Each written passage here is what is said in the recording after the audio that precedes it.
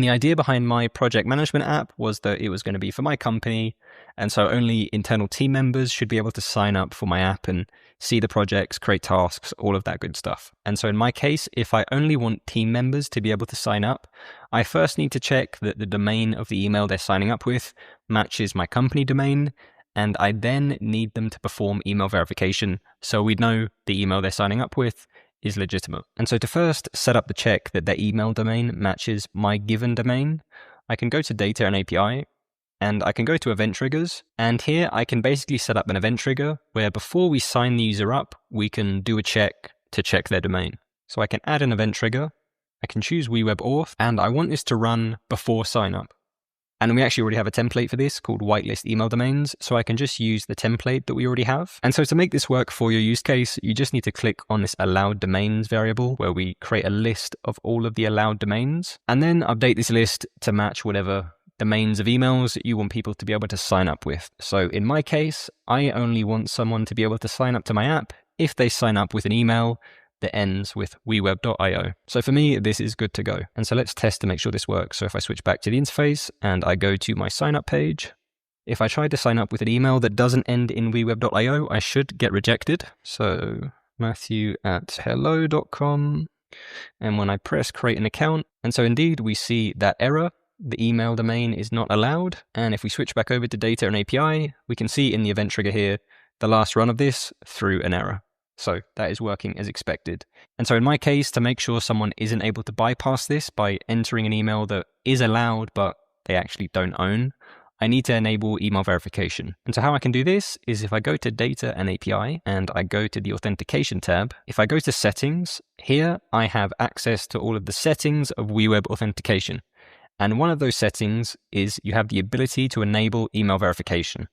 So in my case, I can enable this and I can then press save. And so now when someone signs up, they won't actually be able to access their account until they verify their email. And so the final piece of this on our side is we need to actually give them some way to verify their email. And how you usually do that is by sending some kind of magic link to the given email address. And so to set that up, we can switch to the backend workflows tab. We can set up another event trigger in WeWeb auth. And this time the trigger we want to use is on email verification requested. So I can choose this trigger. Again, we have some handy templates and we have one for sending a verification email with WeWeb.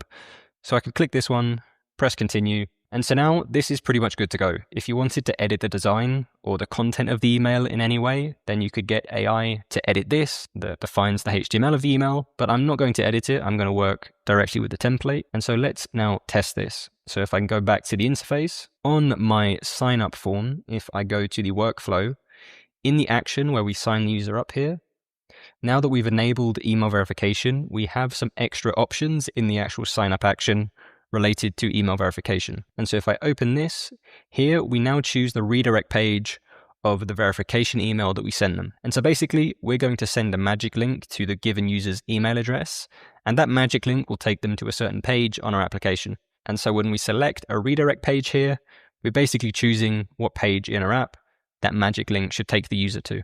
And in my case, I just want to take them to the home page. And so now, just before we test this, the last thing I need to do is remove this navigate action, because no longer will we automatically just be taking the user to the home page. They first need to verify their email address. And now let's test to make sure this works. So if I try to sign up now with a WeWeb email address, when I press create an account, we shouldn't be taken anywhere, but we also shouldn't see an error. So I can see that has succeeded on the left here. And if I switch over to my emails, I did indeed receive this verification email. And so if I click verify email, I do get taken to the home page. And if I switch over to data and API and I go to my users table, I can indeed see now that Matthew+3@weweb.io account that we just signed up with, its email verified value is now true. So that magic link worked correctly and the user's email is now classified as verified. And so in this example, I redirected the user to the home page, but in practical terms, what you probably want to do is you probably want to create some kind of redirect page. And then on the page, just have something very simple to let the user know that their email is now verified. This will be my email verification redirect page. On this page, I just want a simple design to tell the user their email is now verified, and they will shortly be redirected back to sign in.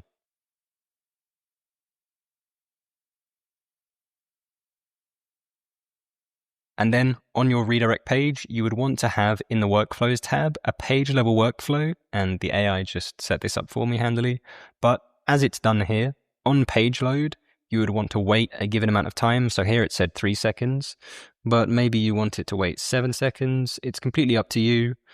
Wait a given amount of time, and then simply navigate them probably to the sign-in page as the AI has done here. And the very last piece of authentication that I want to set up is the forgot password flow.